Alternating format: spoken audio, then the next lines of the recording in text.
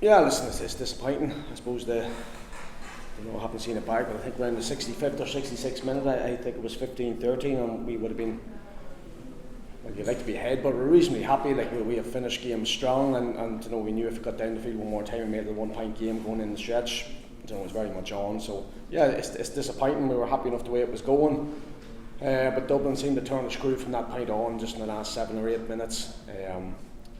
Listen, they punish us badly all day on turnovers. Like maybe they could have hit 110 off turnovers. So that's disappointing. But listen, credit to Dublin, they put the squeeze on us at that point, and we didn't have the answers, I don't think. But listen, it's disappointing. I don't think it's a fair reflection on the game and the effort the boys put in. What was the difference? Like, what was the winning and losing of the game in those last 10 minutes? Turnovers is crucial. I think when you get to this level and you're playing, you're in that bracket where you're playing a top 2, top 3 team, you get in the ball, you're going to get punished. And Dublin punished us. I think we might have only scored 4 points from Dublin turnovers, and every time we made a mistake, they just pounced and away they went. So, listen, a few of them were forced by Dublin, and they earned the turnover, and a few of them were carelessness on our part. So I think that was the winning and losing of it. And if you wanted to bring it down to time, it was the last 7 or 8 minutes was when they started opening up the gap. You would have targeted being in touch at half time, and obviously everybody knew after the quarter final from Dublin for the 15 minutes after half time would be crucial. We saw that out.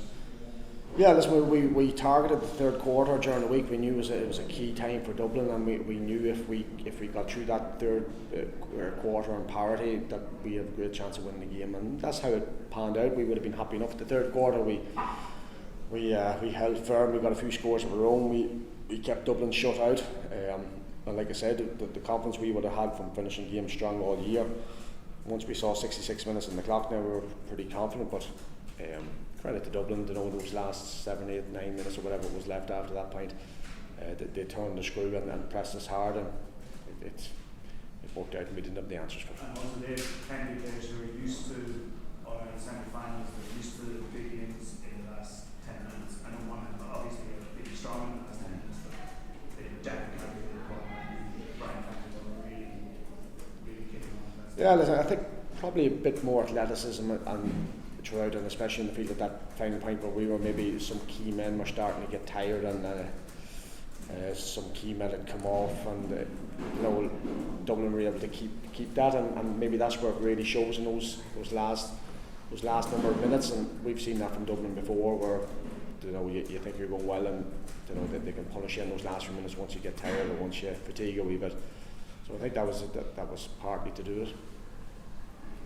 I mean, just your overall assessment, like last year, it's your first year, people were saying, there's a lot of talk about the Monaghan post, and the way you wanted it, you took it on. Like, if someone would have said that this is what you do in your first season, you'd have bit their arm off, surely.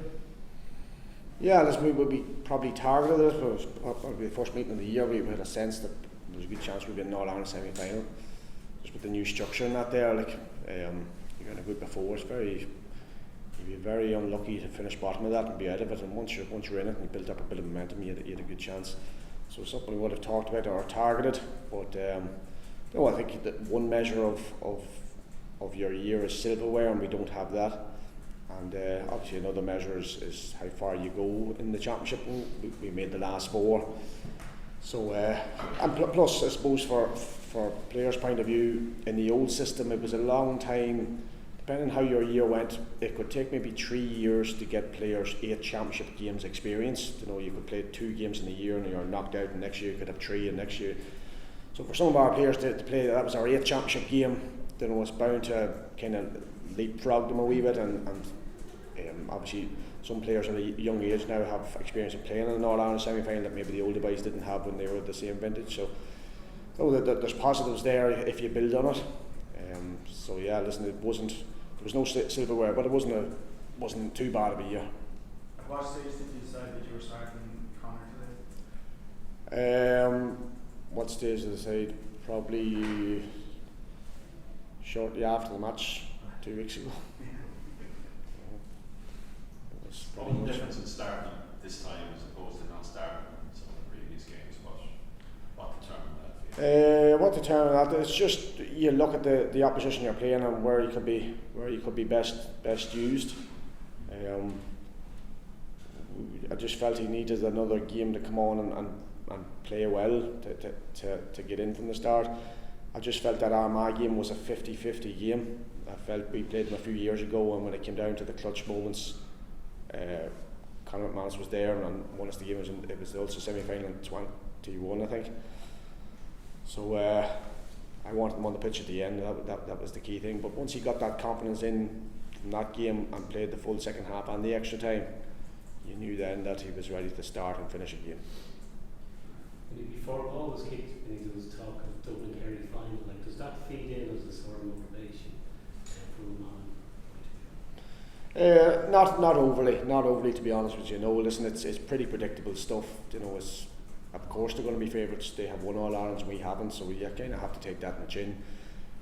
But I think there was a confidence in the camp that it wouldn't be the foregone conclusion that people thought. I think maybe some of it was a wee bit far-fetched that they were going to annihilate us all together. But listen, maybe you look at the final score and think that. But no, listen, we had played them a few times in league games, and the boys are not naive enough to think it's the same as the championship, but it does build a wee bit of confidence. We knew it was going to be a close enough game. We had the confidence of winning tight games in the championship already, had a bit of momentum up. So listen, we were confident enough, and like I said, coming down the stretch, we were happy enough in the position we're in. But Dublin pulled away, and that top three bracket, you know, those teams, the Kerrys, Dublins of this world, it's a tough bracket to get into. And so it was looking good there for a while, but you have to play the full 75, and we got hit bad at the end. You know that stretch after Monaghan's free, like I'm sure you did loads of work in the during the week, but how hard is it to beat that press when they get it on? Say that again? No, that's after. Oh, sorry, the kick-out press. Yeah, listen, it's something we would have talked about, and especially we saw the damage they did to Mayo in the first 5 minutes, where the first three kick-outs Mayo got caught, and maybe they hit 1-2 off them before Mayo started to move for the kick-out. Maybe defenders, when you play in the first half, maybe it takes a wee while to acclimatise to playing in front of the hill and that there, but listen, it's something we would have talked about, and we were happy enough that we would have got possession of those kick-outs. But in fairness to Dublin, the squeeze is pretty hard. We thought the kick-out could have been on once or twice, but listen, I suppose the bottom line is, at that stage of the game, when you're to make a hard run for kick-outs, and everybody's to make a hard run for kick-outs to open up space, if 3 or 4 boys are heavy-legged and not making those hard runs, next thing there's no space, and next thing you're forced along, and that could have been a factor in it. Vinny, I presume everyone you had on board this year, you're going to do your best to have them on board again next year. Yeah, listen, I don't see why not. I think you've seen there today there was younger boys coming off tight and different things, but the older boys weren't coming off at all. The Darren Hugheses and Carol Collins and Conor McManus, they played the full 70 plus, and some of them played against Armagh 70 plus extra time. So I wouldn't be rushing the judgments there. I think them boys I think there's more in the tank in them boys. Absolutely. You know, if you're playing a full 70 or 90 minute game this year, you know, in another few months' time, you're fit to do it again. But some of them boys have given a lot of service. It'll be completely their decision, but we'll not be turning them away, that's for sure.